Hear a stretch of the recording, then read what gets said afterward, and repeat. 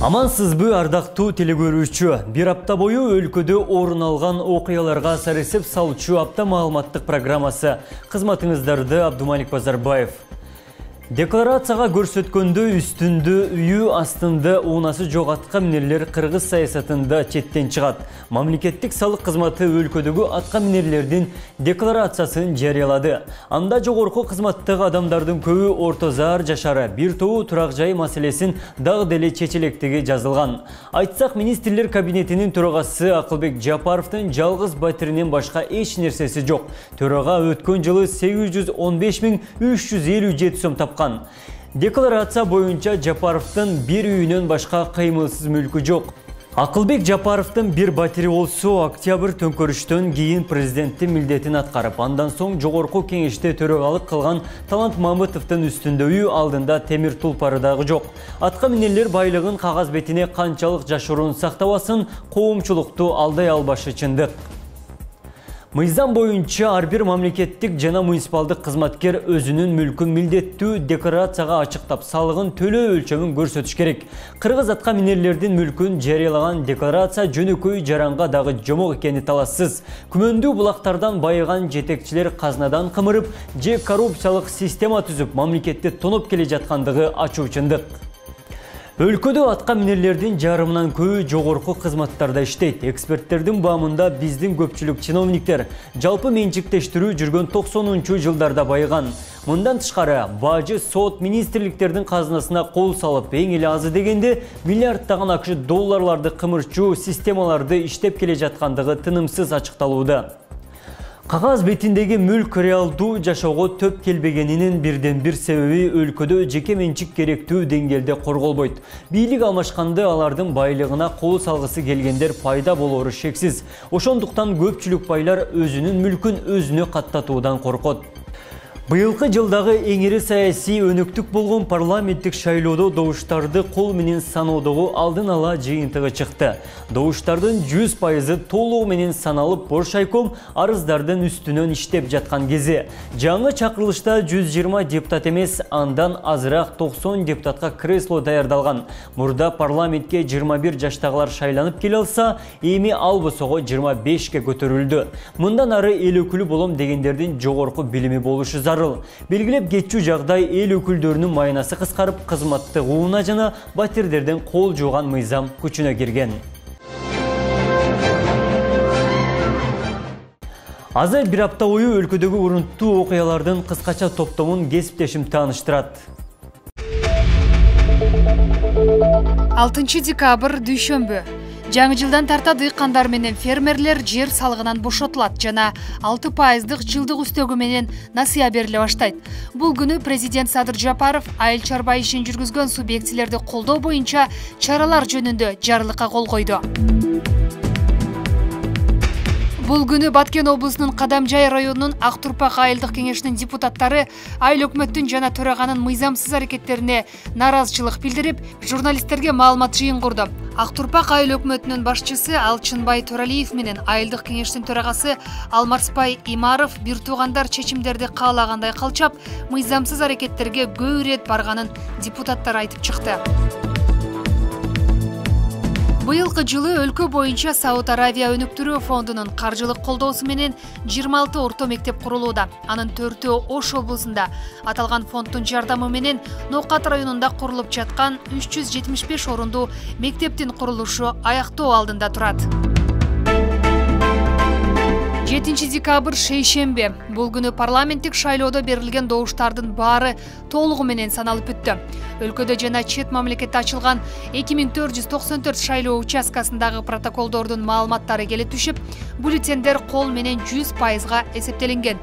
Добуш берүү күнү Боршайкомдун сайтындагы маалымат системасы үзгүлтүккө учурап, жаңылангандан кийин айрым партиялардын добушу азайып калган. Алар БШК алдында нааразычылык акциясын өткөрүшкөн жана добуштар бурмаланганын айтып, кайра шайлоо өткөрүүнү талап кылышкан. Ден соолугунан майыптуулугу бар балдар ар тараптан колдоого муктаж. Бул күнү Ош шаарында ден соолугунан майыптуулугу бар балдардын укуктары жана жаралган маселелери талкууга алынды. Ош шаарында жаш өспүрүмдөр арасында эл аралык футбол боюнча турнир өттү. Аталган мелдешке Өзбекстандын 2 облусу, Казакстандын жана өлкөдөгү 3 облустун жаш өспүрүмдөр командасы атсалышты. Карама-каршы тилкеге катуу ылдамдыкта чыгып, жол эрежесин бузган айдоочунун кайдыгерлигинен 4 адам өмүрү менен кош айтышты. Ош облусунун Кара Суу районунда 5 декабрь саат 1 чамасында Ош Сарыташ Эркечтам унаа жолунун 15-чакырымындагы Башбулак айылында оор жол кырсыгы катталган. 8 декабрь шаршембе. Бул күнү Казакстандын президенти Касым-Жомарт Токаев Нур-Султан шаарына жумушчу сапар менен барган Кыргызстандын министрлер кабинетинин төрагасы, президенттин администрациясынын жетекчиси Акылбек Жапаров менен жолугушту. Анын жүрүшүндө тараптар стратегиялык кызматташтыктын актуалдуу маселелерин талкуулашты. Ноокат районунда жылына 500дөгөн бодо мал жоголуп, кылмыштардын бети ачылбай калууда. Буга байланыштуу бул күнү Ноокат районунун Көкбел айылынын тургундары нааразычылык акциясына чыгышты. Ош шаарында Ырдын пири Рыспай Абдыкадыровдун 80 жылдык мааракесине карата иш-чаралар башталды. Бул күнү оончунун 80 жылдыгына арналган кароо сынактын финалдык туру уюштурулду. 16 күндүк зомбулуксуз жашоо. Мына ушундай аталыштагы зордук зомбулукка каршы акциялар жерлерде уюштурулууда. Акцияны улай Кара Суу районундагы бардык мекеме ишкана кызматкерлери, тартип сакчылары жана мектеп окуучулары зордук зомбулукка каршы жөө жүрүш жасашкан. 9 декабрь бейшембе. Бишкектин 1-май райондук соту Төрөбай Зулпукаров менен Асылбек Чыйынбековду камактан бошотту. Эске салсак, ушул жылдын 31-майында Жогорку кеңештин 6-чакырылышынын депутаттары Зулпукаров менен Чыйынбеков Кумтөр долбоорун ишке киргизүүдө коррупциялык иштерге катыштыгы бар деген шек менен кармалып, УКМКнын СИЗОсуна киргизилген болчу. Талас облустук ички иштер башкармагынын тергөө кызматынын тергөөчүсү опузалап пара алуу фактысы боюнча кармалды. Ыкчам иликтөө иш-чараларынын натыйжасында 50 000 сом алып жаткан жеринен Талас облусунун ички иштер бөлүмүнүн тергөө кызматынын ага тергөөчүсү, милициянын капитаны колго түшкөн. Айыл чарба министрлиги сунуштаган кунарсыз жайыттарды 20 жылга чейин ижарага берүү тууралуу мыйзам долбоорун Жогорку кеңешке жөнөттү. Ага ылайык Айыл чарба министрлиги кунарсыз деп эсептелип чыккан 476 000 гектар жер айыл өкмөттөрү жарыяланган ачык сынак аркылуу 20 жылга ижарага берилет. Дыйкандардын өндүрүшүн жогорулатууга шарт түзүлөт. Өлкө башчысынын жарлыгы жакында эле жарыяланды. Бул күнү Ош облусундагы айыл чарба өкүлдөрүнө кластердик системанын ыкмалары тааныштырылды. 10 декабрь жума. Ынтымактуу элеттиктер колунда жок жаранды ак өргөлүү кылышты. Кара Кулжадагы 1-май айылынын тургундары жардамга муктаж жаранга 4 бөлмөлүү үй салып беришти.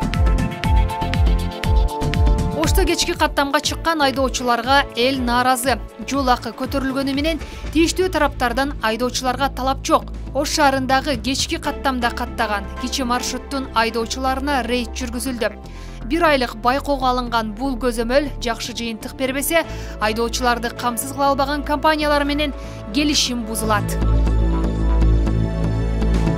Чыңгыз Айтматов улуттук идеологиянын көрөңгөсүн түптөгөн жалгыз жазуучу. Айтматовдун туулган күнүнө карата Ошто окуучулар арасында маданий сынак уюштурулду.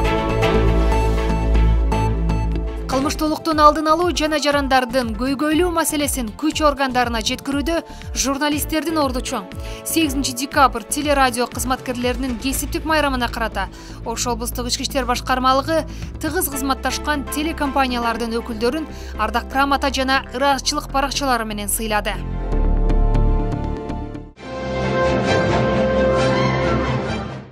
Атка минерлер салык кызматындагы милдеттүү декларациясынын тапшырышынын эң негизги максаты коррупциянын алдын алуу. Мыйзамда көрсөтүлгөндөй кызматтагы жарандын кирешеси менен чыгышасы, анын иштеп турган учурдагы топтогон байлыгы анализденип турмак. Тилекке каршы эгемендүүлүк алгандан бери агым кеги менен эмес, мамлекеттин элдин эсебинен мультимиллионерге айланып, коомчулук көзүнө кайрымдуу инсан көрүнгөн чиновниктер четтен чыгат. Өткөн жылдагы октябрь айында бийлик алмашкандан кийин коомго кустуруу деп таанылган кылган аракет башталган. УКМКнын төрагасы Камчыбек Ташиев коррупция менен күрөшүүдө жемкорлукка күнөөлүү чиновниктерди 6-7 миллиард сом төлөттүк деп жар салып келет. Соңку 1 жылдын ичинде ондогон мурдагы жана азыркы эл өкүлдөрү атка минерлер кармалып казынага акча төлөп кутулушкан. Дегиле кыргыз саясатындагы жетекчилер эмне үчүн кыймылсыз мүлктөрүн жашыруун кармайт. Апта маалыматтык программасынын коногу Ошмунун бизнес жана менеджмент факультетинин деканы, экономика илимдеринин кандидаты, доцент Исраилов Тимур Мурзабекович агай болмокчу. Саламатсыз багай, студиябызга кош келипсиз. Дароо эле суроого өтсөм, Кыргыз өлкөсүндөгү салык кызматынын декларация саясаты кандай жүрөт? Чындыгында канча жылдан бери мына эгемендүүлүктү алганыбызга 30 жыл болсо дагы биз ушул салыктык төлөөнү, мамлекеттик бюджетти мындай бир калыпка келтирүүнү биз көпкө мындай аксап келатабыз. Бул мезгил, бул жылдары мындай караганда салыктык кодексте дагы көпчүлүк кемчиликтер бар эле. Мына акыркы жылдардагы салыктарда кемчиликтер уже жоюп, мына дагы жаңы жылга Кудай буйрса жаңы салык кодекси кирип жатат. Ошол жерде да салыктык декларация жөнүндө көп мыйзамдар бекиди. Ал жердеги ошол патенттер боюнча өзгөрүүлөр өтө чоң болуп атат. Ошол жерде бир ушул салыктык декларацияны тапшыруу менен биздеги ошо жемкорлукту, ушул жердеги биздеги мыйзамсыз баюуну, ушулардын баардыгын ошол биздеги коррупциялык схемаларды токтотууга мамлекет тарабында өтө көп аракет болуп атат. Өзүңүздөр билгендей эле, өзүңүздөргө маалым болгондой, мына акыркы 3 революция тең ушул именно ошол жемкорлук, мыйзамсыз баюу, ошол жердеги мындай айтканда биздин контрабандалык системалардын ишке ашып, ошолордун негизинен болуп келатат.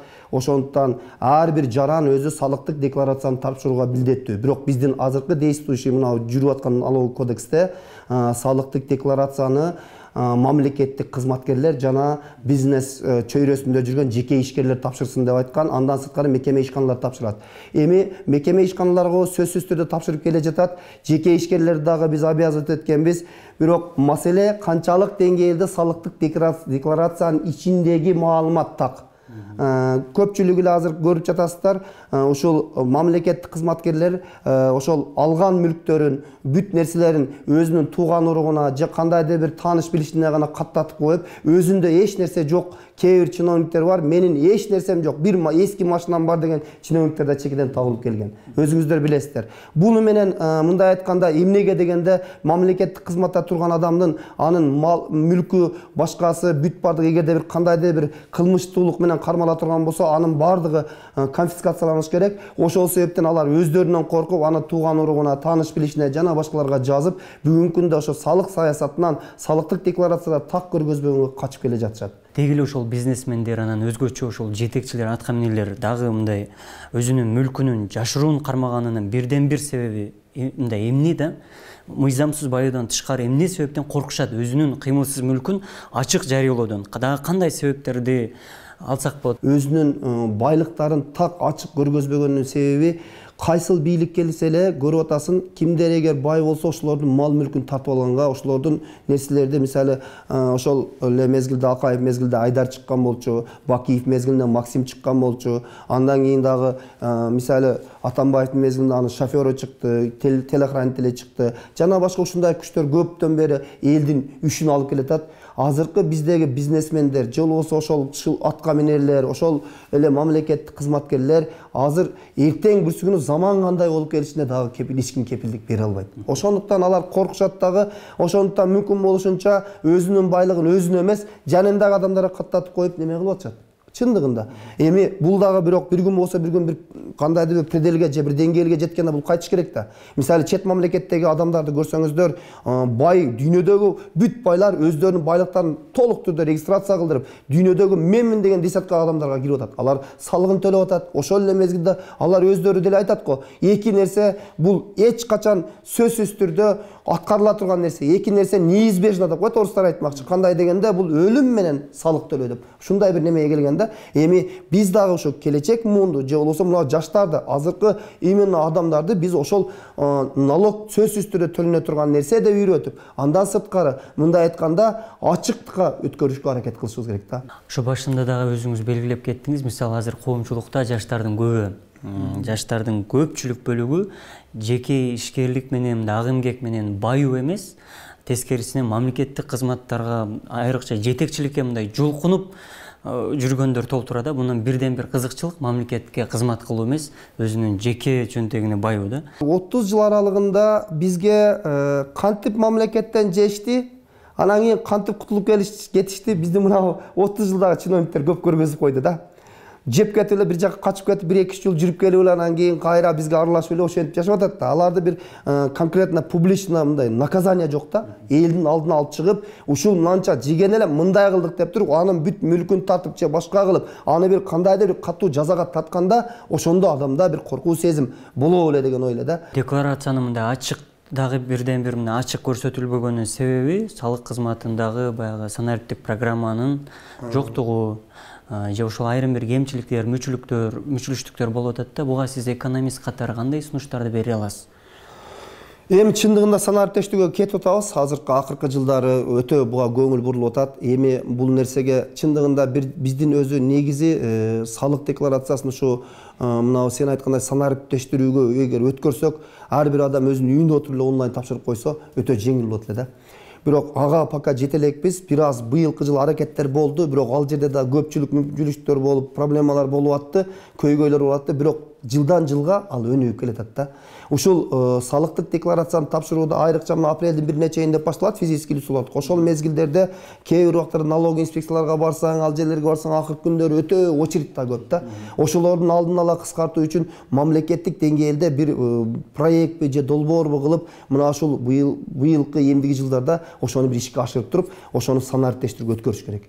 Колдон келсе ошол үйүндө отуруп кандайдыр электрондук почта менен же болбосо азыр ошо ГНИнин STKG деген ошол салыктын немеси бар да, порталы бар да, ошол сайты бар, ошол порталдын ичинен эле какой-то приложение жасап туруп, ошол приложение менен толук тапшырууга мүмкүнчүлүк түзүшүбүз керек. Буга биздин мамлекет өтө көңүл буруш керек. Неге дегенде, азыркы ошол жемкорлук, коррупция дейбизби, же кандайдыр бир отмывание денег деп койгон кандай механизм болгондо дагы булардын баардыгын жөнгө сала турган бир гана салыктык декларация. Эгер бир салыктык декларацияны таза, ачык, айкын түрдө көргөзө турган болсок, анда бул өзүнөн өзү тыйылып, ал келечектеги мындай бир бюджеттин түптөлүшүнө ham өтө көп салым болуп, мындай жакшы бир нерсе түзүлүп калат.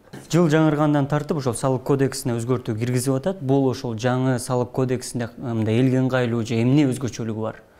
Салыктык өзгөрүүлөрдө өтө өзгөрүүлөр көп. Себеби дегенде бир ЕАЭСтин алкагында биз өзүбүздүн салык кодексте ошолорго ылайыктап киргизишибиз керек да. Себеби ЕАЭСтин алкагында көп мыйзамдар ортодо, мына ушул биз таможенный союзга мүчө болгон мамлекеттер, ошол ЕАЭСтин алкагындагы мамлекеттер өздөрүнчө салыктык кодексти бирдей абалга келтирмейин проблемалар көп жаралган да. Ошолорду алып келип атат. Экинчи, мына патент, обязательный патент деген жерлерде көбүрөөк өзгөрүүлөр кирди. Азыркы мисалы парикмахерскийлер, мына бул сулуулук салондор, мына медицинский услугалар, частный медицинский услугалар, частный школалар, ошолордун баардыгын карап көрсөңүздөр, мына частный медицинский услугалар ушундай тейлөө кызматында иштегендердин баардыгында бир адамга патент алып коюп 4-5 иштеген жерлердин баардыгын кыскартууга аракет кылып, булар мамлекеттик бюджетти да туура калыптандырыш үчүн, ошол жердеги бир салыкты ошол бир кирешени жаап жашырбаш үчүн булар ККМ аппараттарды жана башка кандайдыр бир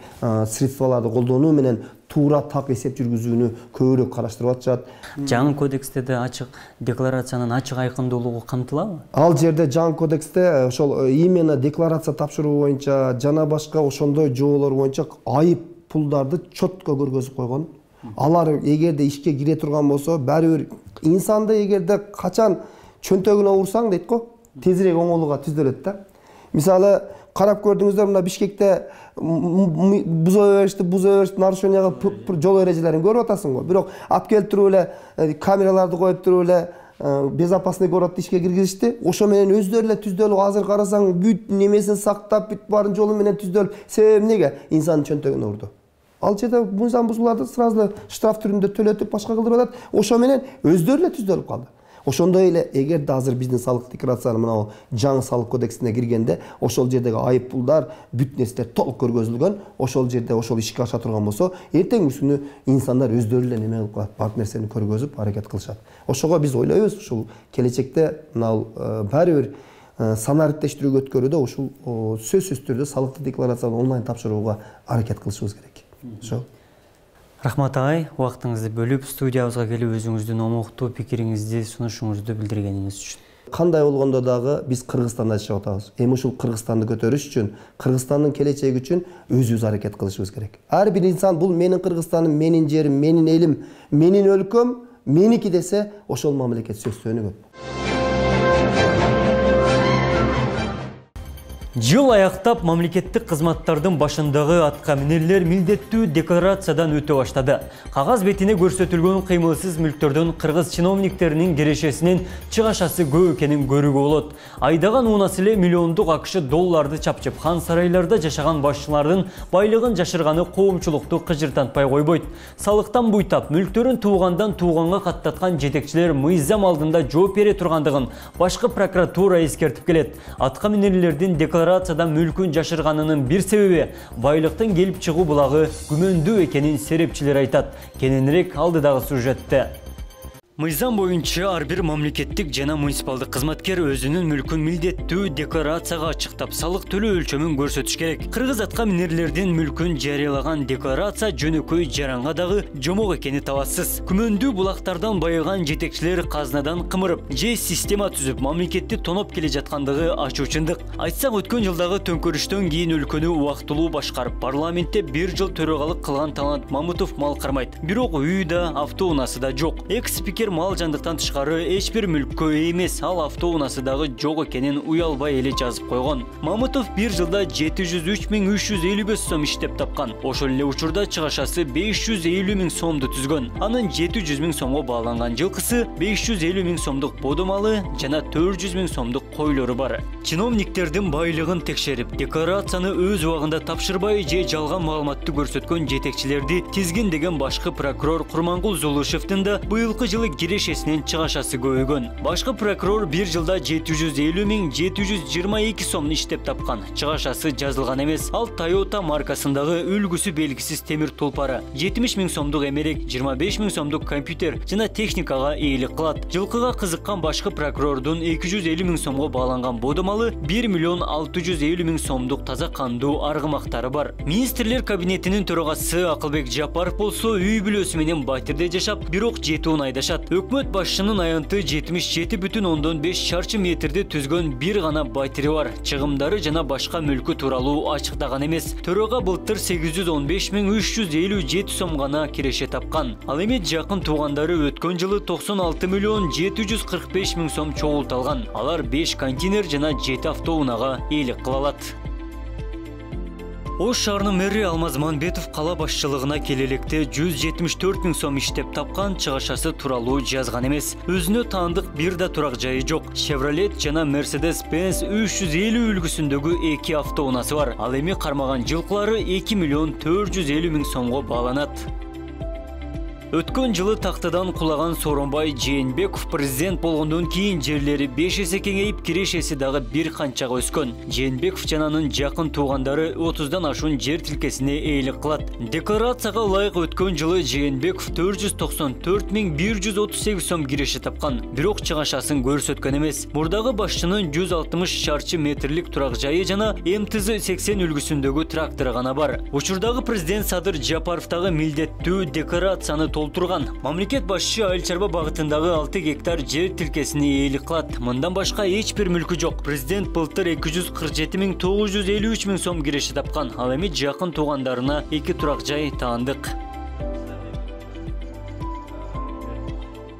Экономист Эрлан Камалов байлыгын жашырган жетекчилердин мүлкүн тынымсыз текшерүү керектигин айтат. Соңку мезгилдерде коррупциялык системалардан байып, эл көзүнө кайрымдуу инсан катары көрүнгөн атка минерлердин баарынын киреше булагы күмөндүү экенин билдирди. Коомчулукта ишкерлик менен эмес, майлуу сүттүү мамлекеттик креслодон байыймын деген түшүнүк калыптанып калганына токтолду. Мамлекеттик кызматтын аз майнасын билип туруп, кайра кызматка жолкунган чиновниктердин кызыкчылыгы башка тарапта экенин кошумчалады. Бизде мамлекеттик кызматкерлер өзүнүн биринчи кезекте мисалы коррупциялык схемаларды демонтаж кылууда биринчи кезекте мамлекеттик кызматкерлердин ошол мүлкүнүн келип чыгуу таржымалына өтө чоң көңүл бурушубуз керек.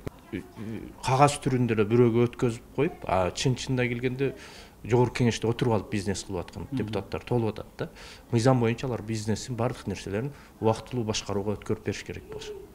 Ошондуктан бул жагынан алганда мыйзамды катуу, мыйзамда көп эле нерсе көрсөтүлгөн, бирок аны катуу көзөмөлгө алыш керек да. Ошо көзөмөлдүн алсыздыгынан го деп ойлойм.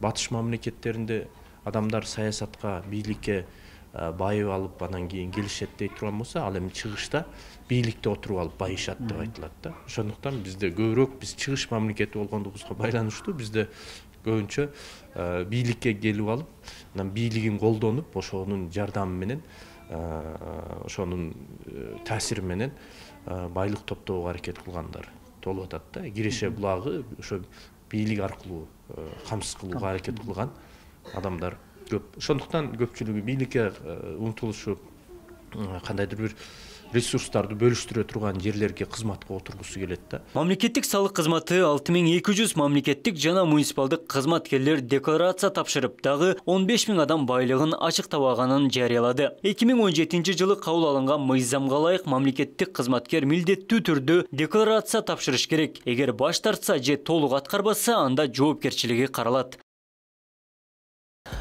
Парламенттик шайлоонун ачык айкын өтүүсү камсыздалган менен шайлоого элдин активдүүлүгү өтө төмөн экендиги көрсөтүлдү. Эгемендиктеги өнөктүктөрдөн өзгөчөлөнүп, мыйзам бузуу, административдик ресурстар колдонулбай, эки тутумдуу системада саясий жарыш болгондугун серепчилер белгилейт.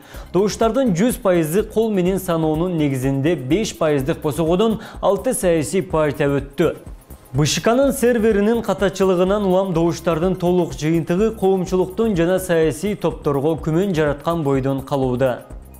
Парламенттик шайлоонун 7-чи чакырылышына 21 саясий партия жана 286 бир мандаттуу округтан талапкер атсалышты. БШКнын кол менен саноонун жыйынтыгында 6 партия жетиштүү добуш алган. Эң жогорку көрсөткүч менен Атажурт Кыргызстан саясий партиясы 17,31% ээлеп, 56 мандаттын 15-ине ээ болду. Андан кийинки катарда Ишеним 13,63% алып, 12 мандатка жетти. Ынтымак 11% болсо, Альянс 8,33% шайлоочулардын добушун алып 7 мандаттан тийген. Бүтүн Кыргызстан саясий партиясы 7,3%дык көрсөткүчкө келип 6 мандат алса, Ыйман Нуру 6,15% добуш алып 5 эл өкүлү шайланган. Жогорку кеңешке шайлоонун соңку жыйынтыгы 18 декабрда БШК парламенттик шайлоонун партиялык жана бир мандаттуу округ боюнча расмий жарыяланат.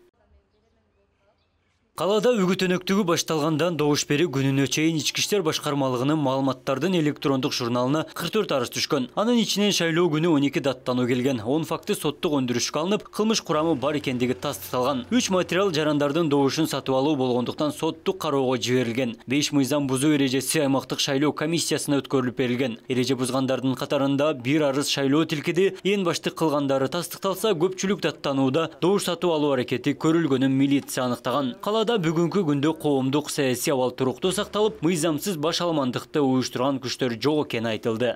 Жалпы 78 участок боюнча, шаар боюнча кол менен саноо акыркы жыйынтыктардын баары жыйынтыкталып бүттү.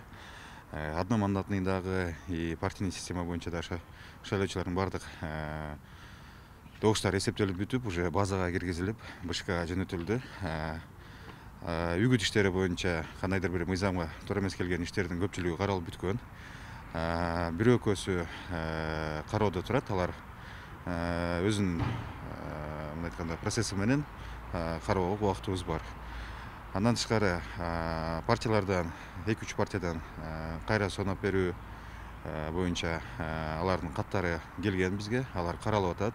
Быйыл жогорку кеңешке шайлоо жаңы тутум менен өттү. 54 талапкер тизме менен тандалса, 36 талапкер бир мандаттуу округ менен келет. Өлкө боюнча шайлоого катышкан жарандардын 5%дан, 7 облустан жана Бишкек Ош шаарларынан 0,5%дан кем эмес добуш алган партияга парламенттен эшик ачылат. Канчалык көп добуш алса, ошончо мандатка ээ болот. Бирок бир эле партияга 27ден кем мандат берилбей тургандыгы жаңы баш мыйзамда көрсөтүлгөн. Саясат талдоочулар шайлоонун таза өткөн оппозициялык партия лидерлеринин алдыңкы добуш алгандыгынан байкаса болоорун айтат. Саясий топтор парламенттик шайлоонун жыйынтыгын жокко чыгарып, эмне себептен БШКнын сервери 40 мүнөт иштебей турганы боюнча атайын иликтөө жүргүзүүнү талап кылып келишүүдө. Коомчулукта мамлекеттеги ири саясий өнөктүк үчүн чоң кемчилик кетирген БШКнын өкүлдөрүнүн жоопкерчилигин кароону талап кылгандар да көбөйдү. 100% таза өтүп кетти. 100% акча берүү болгон жок, сатып алуу болгон жок деп айткан. Бул туура эмес. Эми мурда эч кимден коркпой эле маршруткаларга салып, акчаны көчөдө эле таркатып жүргөн болсо, бул жолу маршруткага салбай такси менен алып келди окшойт. Көчөдө эле акча таратпай үйүнө барып берди окшойт. Айтор ар ким өзүнүн максатына жетти. Шайлоо мурдагы шайлоолорго салыштырмалуу, адилеттүү, таза, демократиялуу өттү, салыштырмалуу. Ал эми парламентке келгендер дагы жаңы жүздөр албетте бар, бирок алардын эскилер менен түздөн-түз байланышы да бар экендигин эсибизден чыгарбашыбыз. Техникалык каталар болуп калды да. Ушул анан коомдун кайсы бир бөлүгүндө айрыкча жанагы өтпөй калган саясий күчтөр, өтпөй калган талапкерлер арасында нааразычылык жаратты. Бул эми мыйзам ченемдүү көрүнүш, себеби алар атайын даярданып, убара болуп, ушул шайлоого катышты да. Анан ушул эң аягында баягы жыйынтыкка келгенде ошондой көрүнүштөрдүн болгондугу бул туура эмес. Бул жерде негизги жоопкерчилик ошол Борбор шайлоо комиссиясында. Булар эми бул жөнөкөй иш-чара эмес да. Бул мамлекеттик деңгээлдеги иш-чара болуп атат. Анан ага мындай серьезный мамиле жасап, алдын ала ошол бардык нюанстарды эске алып, техникалык каражаттар бар. Атайын ошол программаларды иштетип, көрүп, текшерип, так болуш керек. Анда мүчүлүштүккө жол бербеш керек эле, эми. 7-нчи чакырылыштагы парламенттик шайлоого эл өкүлдөрүн тандоо экинчи ирет өтүп жатат. 2020-жылкы парламенттик өнөктүктүн жыйынтыгына оппозициялык партиялар жана жарандык коом нааразычылык билдирип төңкөрүшкө жеткирген. Бүгүнкү күндө өлкө кризистик абалда турганда дагы кайра-кайра шайлоо өткөрүү мамлекеттин экономикасына терс таасирин тийгизет. Жаңы шайланган эл өкүлдөрүнүн кыргыз коомчулугунун үмүтү чоң. Ал ортодо Асылбек Жээнбеков менен Төрөбай Жолпукаров тергөө абагынан бошотулду. Жогорку кеңештин депутаттары Асылбек Жээнбеков менен Төрөбай Жолпукаров УКМКнын тергөө абагынан бошотулду. Эске салсак, Жээнбеков менен Жолпукаров үстүбүздөгү жылдын июнь айында Кумтөр долбоорун ишке киргизүүдөгү коррупциялык иштерге катыштыгы бар деген шек менен кармалган. Ноябрдын аягында башкы прокурор Курманкул Зулушев парламенттен эл өкүлдөрүн кылмыш жоопкерчилигине тартууга макулдук берүүнү сураган. Анын суныштамасын кароо үчүн 7 депутаттан турган комиссия түзүлгөн. Депутаттар Асылбек Жээнбеков менен Төрөбай Жолпукаровду кылмыш жоопкерчилигине тартууга макулдук берүүдөн баш тартып, абактан чыгаруу чечимин кабыл алып берген. Ош шаарында телерадио кызматкерлери сыйланды. 8 декабрь журналисттердин кесиптик майрамына карата Ош шаардык мэриясы каладагы телевидение жана радио кызматкерлерин майрамы менен куттуктады. Өз ишинде мыктылыгын көрсөткөн кызматкерлерге ардак грамота жана акчалай сыйлык тапшырылды. Бүгүнкү күндө дүйнө жүзүндө журналисттик адистиктин мааниси артып, маалыматсыз жашоо элестетилбей калган учур. Мындай шартта демократиялык өнүгүү жолундагы Кыргызстан үчүн жалпыга маалымдоо каражаттарынын ачык айкындуулугунун баасы өтө жогору экенин өлкө турмушундагы орчундуу окуялар чагылдырып келет. Аны менен бирге кылмыштуулуктун алдын алуу жана жарандардын көйгөйлүү маселесин күч органдарына жеткирүүдө журналисттердин орду чоң. Ош облустук ички иштер башкармалыгы тыгыз кызматташкан телекомпаниялардын өкүлдөрүн ардак грамота жана ыраазчылык баракчалары менен сыйлады. Ички иштер башкармалыгы маалыматтык колдоо көрсөтүп, кылмыштардын бетин ачууга себепчи болгон журналисттердин тобун кесиптик майрамы менен куттуктады.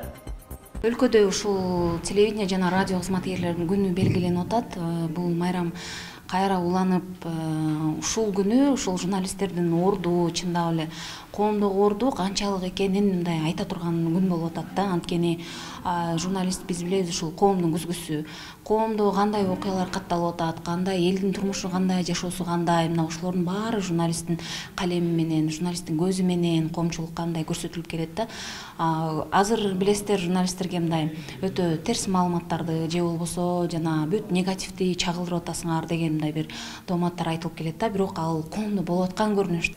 Кечээ Ош шаардык муниципалдык ипотекалык негизде берилгени жаткан Ош шаарындагы Достук 83 тарегиндеги 90 батирлүү турак жайды жарандарга бөлүштүрүү болду. Буга чейин жыйынга атайын комиссия түзүлүп, мыйзамдуу түрдө ар бир жаранга батир бөлүп берүү алардын мойнуна жүктөлгөн. Комиссия тарабынан батир алууга сунушталган жарандардын бир гана керектүү документтери, такталган маалыматтар каралбастан бөлүп төлөөгө каражаты жеткиликтүүлүгү да эске алынган. Алгач күн тартибине 3 маселе коюлду. Турак жай жайларды кезексиз жана биринчи кезекте бөлүштүрүүнүн 44-чү беренесинин негизинде алгач биринчи кезектеги 144 жарандын арызы комиссия тарабынан текшерүүгө алынды. Ал 144 жарандын ичинен жер участогу барлар, майыптыгы тастыктаган нускалары жоктор, каттоосу Ош шаарында эместер жана 65 жаштан жогорку жарандар тизмеден четтетилип, кийинки жылдын кароосуна калды. Анткени батир алуу үчүн жакынкы жылдарда жер тилкесин сатып, же башка бирөөнүн атына өткөрүп койгондору да болгон. Ошондуктан батир бөлүштүрүүдө 5 жылдын ичинде кыймылсыз мүлктү алып сатуу каралбашы керек. Ал эми документтери толук тапшырылгандар тактоого алынып, сунуштоого киргизилип жатты. Саат 10-да баштадык, өзүңөр көрдүңөр. Эл менен бир аз ошо жанагы биздин жыйындын мааниси жөнүндө түшүндүрдүк. Азыр толукма 4 саатта отуруп 144-түн ичинен азыр 107си каралып бүттү. Азыр 37 адамыбыз дагы турат. Биз муну улап карайбыз. Баягы эле тартипте. Эгерде ошол 144-түн ичинен даяр бүтүп калган 90 квартирага жанагы заявкаларын биз мына жарайт экен деп ушуларга бере турганбыз, ошо менен токтолот. Кийинки турак жай курганга чейин комиссия дагы арыздарды баягы тартөө менен карайбыз. Кийинки арыздар ошол 144төн сырт жалпы негизде турган жарандардын тизмеси болуп атат. Бул кезегине карайбыз. 2005-2006дан бери тургандардыкын ошол жанагындай эле тартип менен кимиси сунушталат, кимисине баягы баш тартылат. Мына комиссиянын ишинин жүрүшүндө аныкталып атат да. Келерки жаңырган жумада жакшы кабар менен кезигели, бир апта бою окуялардын топтомун Абдумалик Базарбаев жана кесиптештери менен бирге тааныштырдым. Жараткан жергебизге тынчтык, элибизге ынтымак берсин.